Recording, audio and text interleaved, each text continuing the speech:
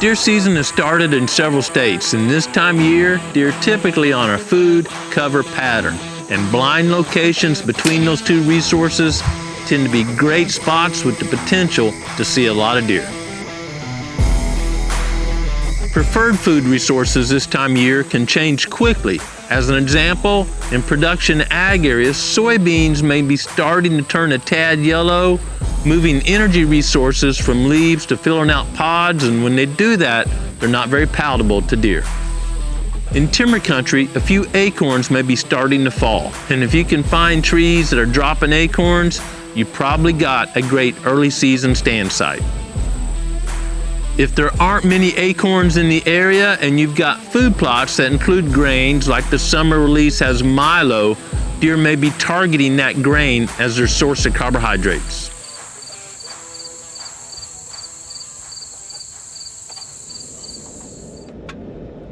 This past weekend, Daniel and I assisted a couple of landowners in Kentucky. Knowing bow season was open, we stopped by to see our good friend Mr. Terry Hamby and share a couple of hunts with him.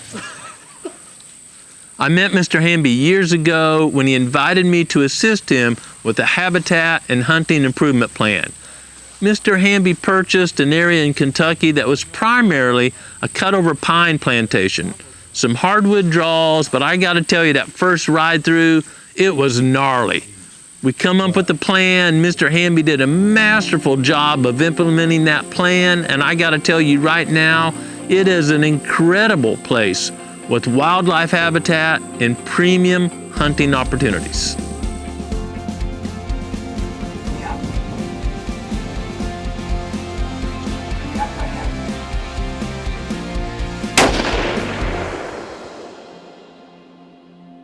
Through the years, I've shared many hunts with Mr. Hamby and benefited from his mentorship. I gotta tell you, watching that property improve through the years has been one of the highlights of my wildlife management career.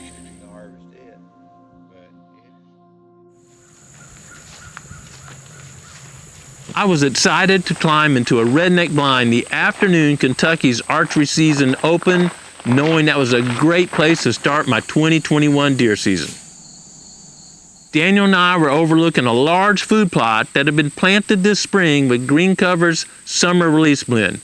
And then recently, they drilled right through that standing summer release with the fall release. And this has resulted in young greens coming up and mature grain in the form of milo in that summer release blend. Feels good to be out, man. I know my bow's tuned up, ready to rock. The first afternoon, now we can see much further than we can shoot with the bow. I kind of consider this a scouting trip, but hoping one walks within range.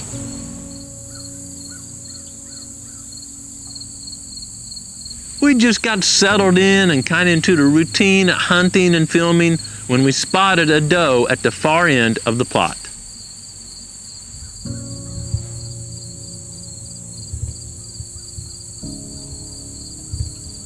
It wasn't long until we spotted some antlers.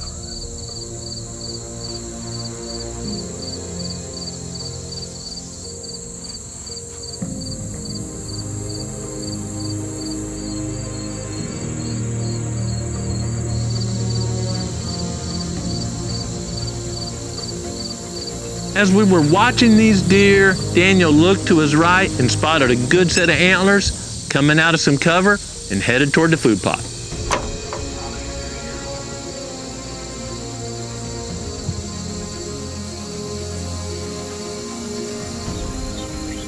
For the rest of the afternoon, it was a great show. Watching deer come out of cover into the plot, go back into the cover, and back and forth. It was a parade and the perfect way to start our season. Growing Deer is brought to you by Bass Pro Shops and Cabela's. Also by Reconics, Green Cover Food Plots, Winchester, Lacrosse Footwear, Fleet Outdoor Apparel, Morel Targets, RTP Outdoors, Fourth Arrow, Hunt Stand, Scorpion Venom Archery, Case IH Tractors, Burris Optics, G5 Broadheads, Prime Bows, and Redneck Hunting Blinds. No deer came within range of the blind, but I had a really good feeling that we were going to have a great year at Mr. Hamby's farm. There was a steady rain the next morning, and the wind shifted from the south to the north, bringing cooler temperatures. That afternoon, Daniel and I went to a different food plot where Reconyx camera had taken several images of good bucks. We believed that deer would approach or enter the plot in a saddle or a low spot, and checking on hunt stand, our wind should be going a different direction. Second afternoon of our Kentucky opener. These food plots have jumped. This was just drilled with the fall release blend not that many days ago, and it's 7-8 inches tall. Walking in, we saw a lot of traps, some fresh droppings, so certainly deer in the area. Just gonna need one to get within range.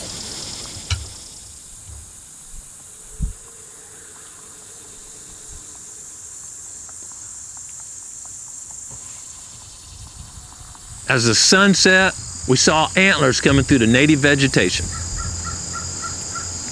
Good buck.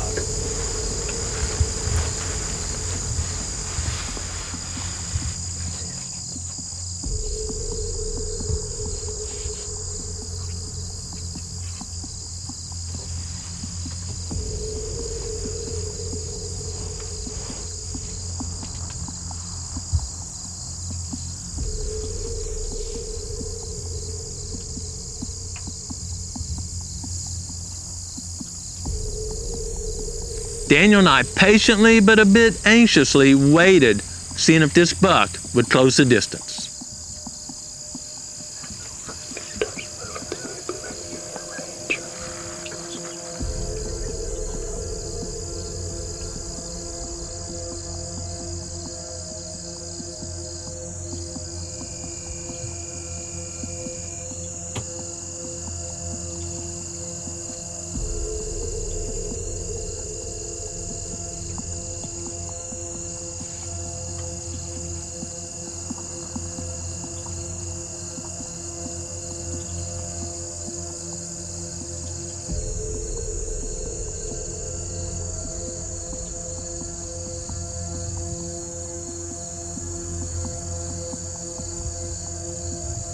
The buck fed up the slope and stepped broadside, just looking awesome, but it was 40 yards away. 40.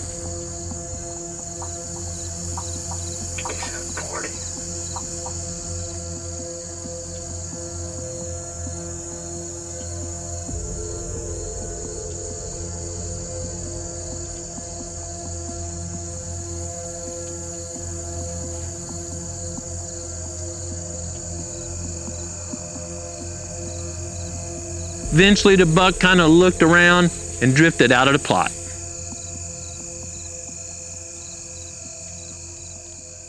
You're probably asking why I didn't take that clean, broadside 40-yard shot. My bow's finely tuned and I've been practicing a lot. I have no problem hitting the dot at 40 yards. So you're again questioning, why didn't you take the shot? But there's a big difference between shooting a stationary dot and shooting at something that's alive and has the reaction time of an Olympic sprinter. Through the years, we've had the opportunity to watch a lot of footage of deer at different distances reacting to the shot of a bow. And we can tell you that some deer don't react at all, and others react so rapidly that at 40 yards, the arrow either misses them or hits in an area the archer wasn't aiming. It ends up in wounding a deer. It doesn't matter to me if it's the first day or last day of season. I do not want to take any opportunity to wound a deer. So at 40 yards, even though it's in my comfortable range of hitting the dot, I pass the shot. Remember that the speed of sound is about 1,100 feet a second, depending on where you are, barometric pressure, stuff like that. So a fast bow is nowhere close to that. So when that bow starts going off, sound is traveling towards the critter. The sound of the shot is reaching the deer long before the arrow arrives. This is why it's so important for archers to aim at the bottom third of the deer. That way, if the deer doesn't move, you've made a great shot. If it starts reacting to the shot and dropping to load those legs and run out of there, you're likely still in the kill zone unless your shot distance is too far. During just 2 afternoon hunts, Daniel and I had seen some great bucks and a bunch of does and fawns. This is a testament to the quality of habitat in Mr. Hamby's property and the results of his great work. These deer were coming out of an area that had been a pine plantation, but managed appropriately to provide fast-growing pines, generate some revenue, and high-quality wildlife habitat. We've shared a bunch of times how important it is to have some daylight, some room around each tree canopy. That allows that pine to photosynthesize at the maximum rate, producing wood as quick as it can, and for sun to reach the soil and allow great native vegetation to grow. Prescribed fire is a very important component of how we recommend landowners manage pines when wildlife is a part of their priorities. Prescribed fire will remove some of that duff on the ground and allow that native seed bank to germinate. Burning in pines is extremely natural. Pines have a deep taproot, not a shallow fibrous root system, so fire almost never hurts the roots of a pine tree, and all species of pines have very thick bark. They were adapted to a fire regime, to fire being frequent where they grow.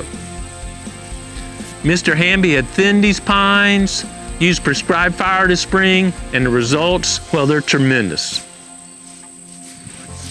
Because of the habitat design Mr. Hamby has implemented, there's a pattern of food cover all throughout his property. High quality cover, high quality food, repeat, repeat, repeat. And due to that, he can hold a lot of critters. And I don't know about you, but I enjoy hunting where there's a lot of deer and a lot of turkey, and their quality is at the top of the charts. Another huge advantage to the plan Mr. Hamby has implemented is that deer are always close to high quality cover, and therefore they seem to move much more during daylight hours than on properties that are, closed canopy forest or there's not a lot of quality cover. I'm very proud of Mr. Hamby for the great conservation work he's accomplished. I've still got a Kentucky tag in my pocket, and I can't wait to roll back to Kentucky and share another hunt with Mr. Hamby. Spending time with good friends that enjoy the same recreational pursuits you do is a great way to enjoy creation. But more importantly, be sure you take time every day and spend it with our Creator and seek His will for your life. Thanks for watching Growing Deer.